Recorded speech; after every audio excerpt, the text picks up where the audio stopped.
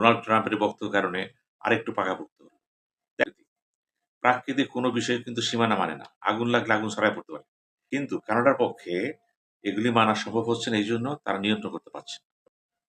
সুপ্রিয় দর্শক, এবার একটু ঘটনাটা ভিন্ন ধরনের। সেটা হচ্ছে কানাডাতে প্রচুর দাবানলের তাণ্ডবলীলা চলছে। এই মুহূর্তে কানাডার তথ্য অনুযায়ী সেখানে প্রায় ৯০০ দাবানল সক্রিয়। এর মধ্যে অন্টারিও প্রদেশে যেটা হয়েছে ১৯০টারও বেশি সক্রিয় আছে এই মুহূর্তে। এবং প্রচুর মাত্রায় প্রতি বছরই এই সময়টার মধ্যে বিভিন্ন সময়ে দাবানলে প্রচুর বাড়ি-ঘর, বন-জঙ্গল সব বিষাক্ত হচ্ছেই, পাশাপাশি বায়ু দূষণ বিরাট। আর এই বায়ু দূষণটা কি হচ্ছে? কানাডার দাবানল, যেহেতু দাবানল এটার প্রাকৃতিক ব্যাপার, এটা কিন্তু কোনো ভূখণ্ড মানে না, সীমানা মানে না। পার্শ্ববর্তী দেশ যুক্তরাষ্ট্র। যুক্তরাষ্ট্রের দক্ষিণাঞ্চল বিশেষত ওই অঞ্চলে প্রচুর পরিমাণে বাতাস দূষিত হচ্ছে, মানুষের স্বাস্থ্য পরিবেশ নষ্ট হচ্ছে এবং এতে করে মার্কিন যুক্তরাষ্ট্রে প্রতি বছর প্রচুর পরিমাণ আর্থিক ক্ষতি হচ্ছে, এগুলো আবার ঠিকঠাক করার জন্য। এগুলি দেখেই এবার সামাজিক যোগাযোগ মাধ্যম ট্রুথ সোশ্যালে ডোনাল্ড ট্রাম্প বলেছেন, যেভাবে এগুলি কানাডার এই দাবানল আমাদেরকে ধ্বংস করছে, বিপর্যস্ত করছে, আমি এটার উপরে ট্যাক্স বসাবো। এই ক্ষতির পুরো পরিমাণটা আমি ট্যাক্স দিয়ে আদায় করে নেব। তিনি সরাসরি হুমকি দিয়েছেন এবং তিনি বলেছেন, এই দাবানল ব্যবস্থাপনায় এই ব্যবস্থাপনায় এখনো পর্যন্ত কানাডা দক্ষতা পরিচিত পারেনি। তাদের অযোগ্যতা, অদক্ষতা এবং পরিকল্পনার অভাব যথেষ্ট ছিল। এই কারণে বারবার এটা হচ্ছে এবং তিনি বলেছেন, এটা ইচ্ছাকৃত অবহেলা। যেহেতু ইচ্ছাকৃত অবহেলা, এটাকে তো আর ক্ষমা করা যায় না। এবং তিনি আরো জোর দিয়ে বলেছেন যে এখানে কথা আছে। ১৯৮২ সালে এটা নিয়ে কিন্তু মানে অগ্নি নির্বাপনের চুক্তি হয়েছিল আমেরিকার সাথে কানাডার। আবার ২০২৫ সালে G7 এ গৃহীত কিছু নীতিমালার মধ্যে কথাটা ছিল কিন্তু। এবং তারা স্বীকার করতেছে। তাদের দুর্যোগ ব্যবস্থাপনা মন্ত্রী বলে দিয়েছেন, এটা একার ব্যাপার না। আমরা আমেরিকার সহযোগিতা চাচ্ছি, এখনো চাই। আমরা সম্মিলিতভাবে কাজটা করতে চাই। কিন্তু ট্রাম্পের বক্তব্য একটাই। যেহেতু কানাডা এগুলি দমনে বা নিয়ন্ত্রণে কার্যকর পদক্ষেপ নেওয়ার পরেই প্রমাণ করতে পারে নাই যে তাদের পক্ষে সম্ভব। তাদের এই ব্যর্থতার কারণেই আজকে আমেরিকা ভোগান্তির শিকার হয়েছে।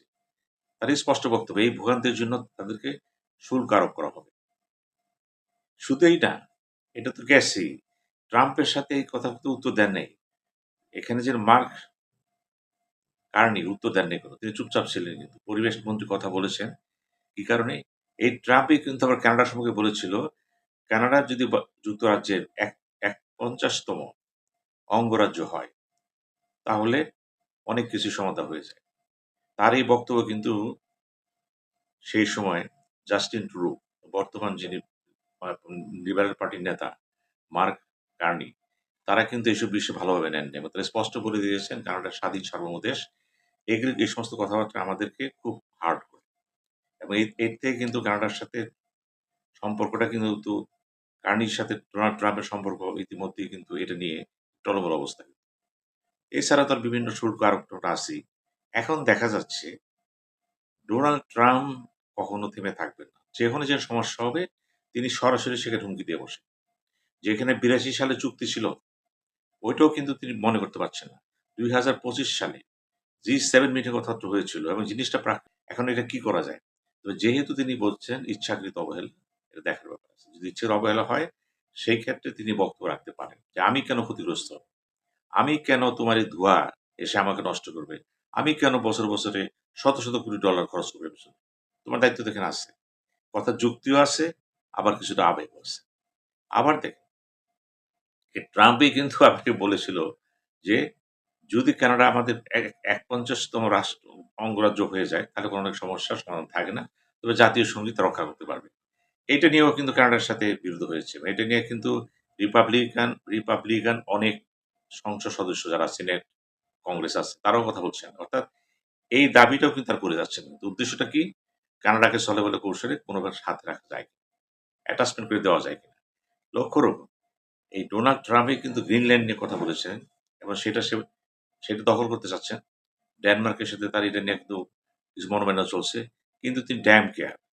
পৃথিবীর কারও তিনি পাত্তা দেন না। তিনি ড্যামকাভাবে চলেন, তিনি যা মনে করেন তাই করবেন এবং তার কথার বিরুদ্ধে গেলেই তিনি হুমকি দিয়ে বসেন। কিন্তু সবচেয়ে বড় কথা হলো কানাডার যে সংকটটা, এটা কিন্তু সমাধা হওয়া প্রয়োজন। কারণ এই যে বললেন, তাপমাত্রার কারণে গাছের গুঁড়িগুলো শুকিয়ে যাচ্ছে এবং সেখান থেকেই অগ্নিদাহ, দাবানল ছড়িয়ে পড়তেছে। এটা সমস্যা এবং পৃথিবীর কিন্তু অনেক বড়, বড় বনভূমি কিন্তু এই কানাডাতে রয়েছে। কারণ বিরাট এলাকা, প্রায় ৩৭ লক্ষ বর্গমাইল এলাকা। প্রচুর মানে অনেক এলাকা ছাপারও সেখানে। কোথাও বরফ, কোথাও বনভূমি ছড়িয়ে আছে কিন্তু। এগুলো কিন্তু দেখার বিষয় কিন্তু।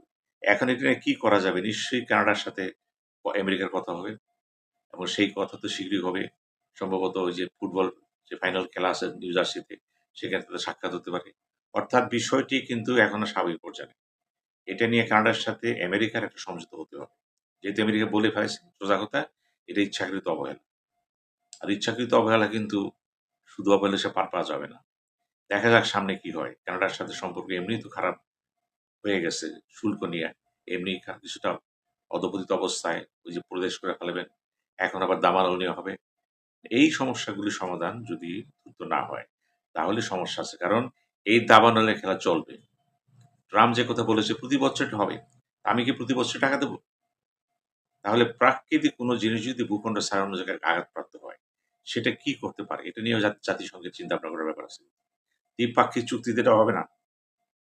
এখানে আন্তর্জাতিক প্রেক্ষাপট চলে আসে কিন্তু। এবং এই ইস্যুটা কিন্তু দেখা যাক আগামীতে পৃথিবীতে যেখানে দাবানল হয়, সেখানে পার্শ্ববর্তী দেশগুলো ক্ষতিগ্রস্ত হয়ে যায়।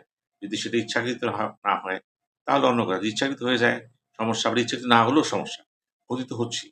এখন আগামীতে আমাদের চিন্তা করতে হবে, এই ধরনের সমস্যা পৃথিবীর যেখানেই হবে, সেখানে কিন্তু আমাদের কার্যকরী পদক্ষেপ প্রয়োজন। আশা করি এই বিষয়গুলো চিন্তা করার সুযোগ সামনে আরো আসবে। আবার দেখা যাক। ধন্যবাদ।